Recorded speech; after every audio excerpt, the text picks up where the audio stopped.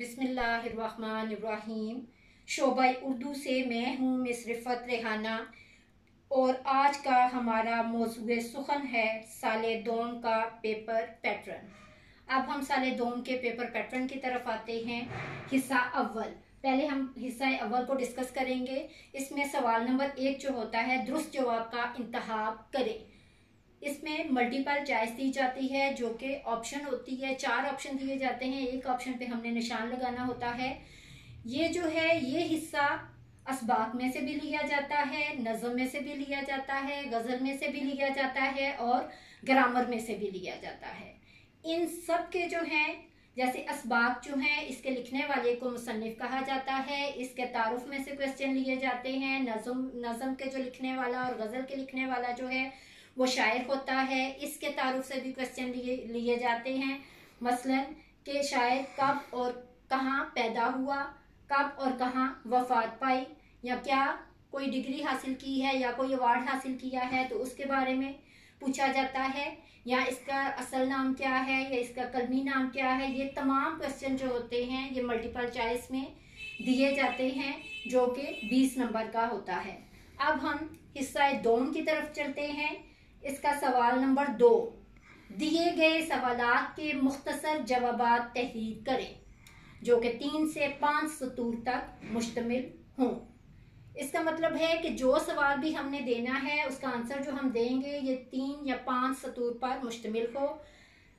Last year ये जो portion था ये 48 मार्क्स का था, 48 मार्क्स का। क्वेश्चन उतने ही थे 12, लेकिन उनके हर क्वेश्चन के नंबर जो थे वो 4 थे, जबकि साले दोम में क्वेश्चन जो हैं वो 12 ही हैं, जबकि इनके नंबर जो हैं ये 3 के हिसाब से लगाए गए हैं कि इस दफ़ा हमारा ये जो हिस्सा दोम है ये 36 मार्क्स पे मुश्तमिल होगा। लास्ट ईयर यही हिस्सा 48 मार्क्स पे मुश्तमिल था। अब हम पहले सवाल की तरफ चलते हैं। हिस्सा नसर, हिस्सा नसर जो है ये असबाक में से आता है, जो आपके सबक होते हैं उसमें से कोई से 5 अज़्ज़ा के जवाबात तहरीर करें। हर सवाल जो है इसमें 3 नंबर का होगा और हमने 5 सवालात जो हैं वो हमने हल करने हैं, जबकि हमें 6 सवालात जो हैं वो दिए जाएंगे। जैसा कि क्वेश्चन नंबर 1 है, सकीना बेगम के बेटे को क्या हो गया था। नंबर 2, लोग मास्टर साहब से दोस्ती करना क्यों पसंद नहीं करते थे। सवाल नंबर 3, क़याम पाकिस्तान के बाद लालू ने अपनी जिंदगी कैसे गुजारी। सवाल नंबर 4, मौलवी वहीदुद्दीन सलीम ने इस्तिलाहाते वाज़ा करने के लिए किन असूलों का सहारा लिया। इसी तरह हम सवाल नंबर 5 की तरफ आते हैं जो कि कुछ इस तरह से है, शेर सुनने और सुनाने के मामले में यूपी के शोरा का क्या तर्ज अमल था। सवाल नंबर 6, अफसाना मंजूर के किरदार अख्तर का अपने अल्फाज में तारुफ करवाएं। अब हम आते हैं हिस्सा बे की तरफ जो कि नज़म पर मुश्तमिल है। इस हिस्से में हमने कोई से 3 अज़्ज़ा के जवाबात तहरीर करने होते हैं और इस हिस्से के कुल नंबर 9 होते हैं। हर सवाल जो है वो 3 नंबर पर मुश्तमिल होता है। इसमें पहला क्वेश्चन जो होता है उसमें या दिया जाता है, जबकि हमारा जो हिस्सा अव्वल अलिफ था उसमें इस तरह का या वाला कोई क्वेश्चन नहीं था।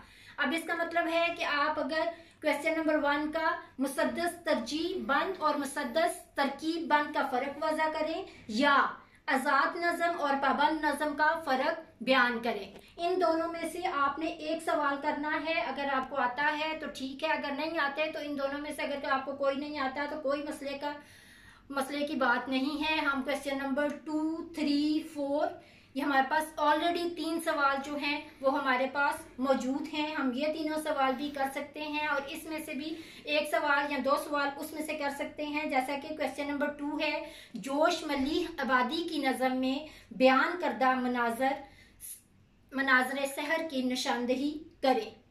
सवाल नंबर 3 है, नज़म जवाब शिकवा में मुसलमानों की किन हामियों की तरफ इशारा किया गया है।